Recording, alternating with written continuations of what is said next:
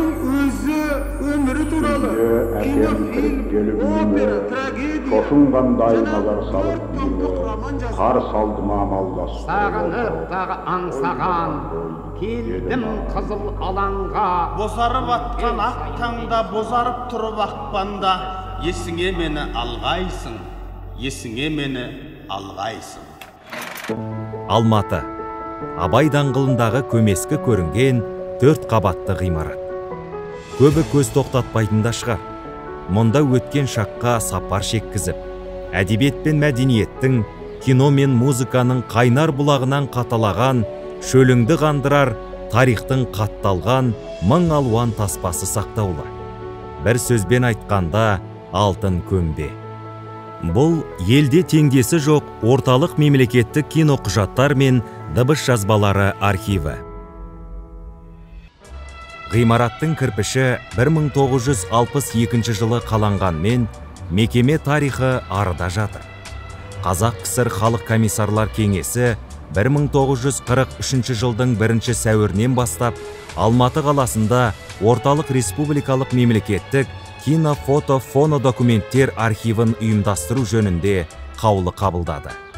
Содан бері сағаттың тіліндей соғуынан жаңылмаған мекеменің жұмыс істеп келе жатқанына биыл 80 жыл толды. Уақыт машинасын тізгіндеген мамандар жайлы не білеміз?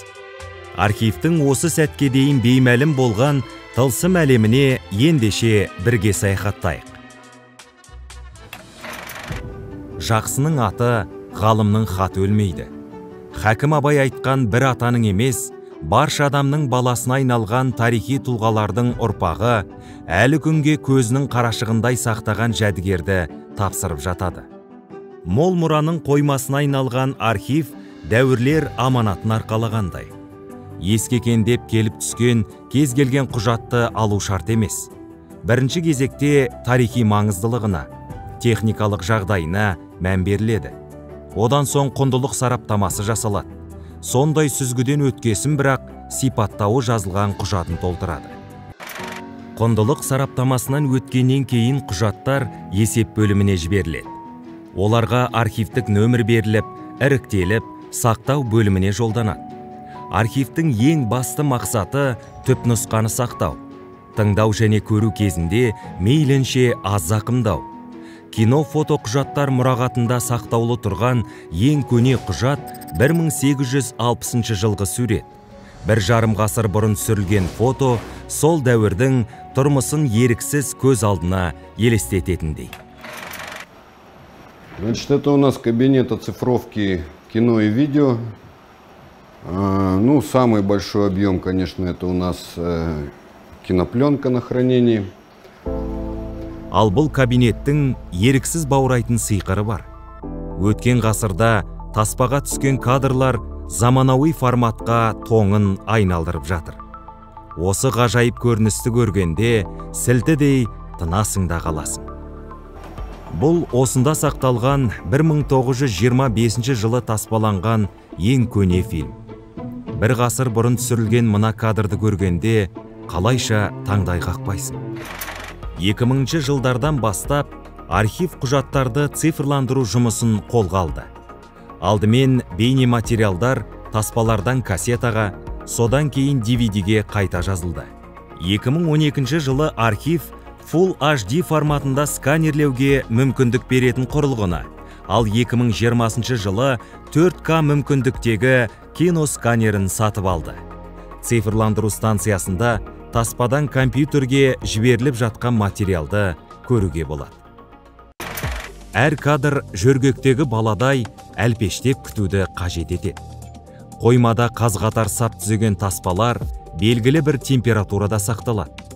Бас инженер Бористің ойлап тапқан құрылғысының арқасында ауа температурасы құбылған жағдайда телефонына хабарлама келеді.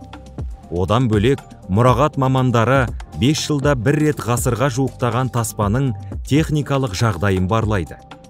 Бүтіндігін қамтамасыз ету мақсатында консервациялық, профилактикалық өңдеуден өткізеді. Шаңнан тазартқасын суреттер мен таспа салынған сарғайған қаптамалар жаңасына ауыстырылады. Мәселен, қазір қойманың қасындағы кабинетте қызметкерлер өңдеу жұмысымен айналысып жатыр. Бұл кабинеттің табалдырығын аттағанда арқаланбау мүмкін емес. Ұлы тұлғалардың үні әр бұрышынан жаңғырып тұрғандай. Аса құнды магнитті таспалар бөлек сақталған. Олардың ішінде Дінмұхамед Қонаевтың дауысы, Ташкенттегі конференцияда баяндама оқыған Мұхтар Әуезовтің, Дина Нұрпейісова, Елубай Өмірзақовтың дауыс жазбалары, Нұрғиса Тілендиев дирижерлік еткен музыкалық шығармалар, Жәнібек Кәрменовтің орындауындағы әндер жанды дыбыста сақтаулы тұр. Тізе берсе, бұл тізімнің түбіне жетпейсің. Тіпті бұрын ел естімеген талай қазынаны осы жақтан табасыз. Архивте 1938 жылғы граммофон пластинкасы бар. Бүгінге дейін дыбыс қорындағы ең көне жазба 1925 жылы Парижде өнер көрсеткен Әміре Қашаубаевтың дауысы болып саналған. Архив қызметкерлері ел естіп үлгермеген сүйінші хабармен бөлісті. Бертінде 20 ғасырдың басына жататын құнды жазбамен мұрағат толығыпты.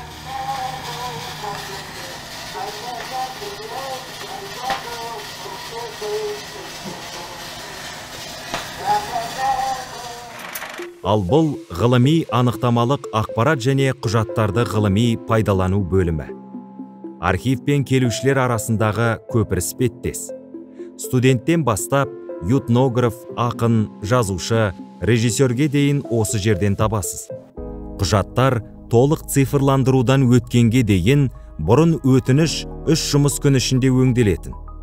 Қазір бұл уақыт 3 сағатқа дейін қысқарған. Архивтің ауанына аңсары ауғандар әлі күнге ерінбей оқу залына келеді. Ал көпшілік сайтта отырып-ақ қажетті дүниесіне онлайн өтінім жолдайды. Архив 3 басты қағиданы ұстанады. Ол архив қорын үнемі толықтырып отыру, дұрыс сақталуын қадағалау, ізденушілерге ақпаратты қолжетімді ету. Өз дәуірінің деректі куәсі ретінде архивтегі кино, фоно, фото құжаттардың құны күн санап арта береді. Өткенді танып білмей, жаңа қоғамның кірпіші қаланбайды. Ал мол мұраны жаңа буымен таныстырып, аманаттауда архивтің арқалаған жауапкершілік жүгі ауыр. Орталық мемлекеттік кино құжаттар мен дыбыс жазбалары архивіне биыл 80 жыл. Өткенді екшеп, бүгінді бағамдап, келешекке ұлы мақсатпен көз тастар белестің биігі бұл. Алда әлі талай асу бар. Архив елдің тек амандығын айқындайтын, жетістігін паш етер құнды құжаттармен толықсын деп тілейміз.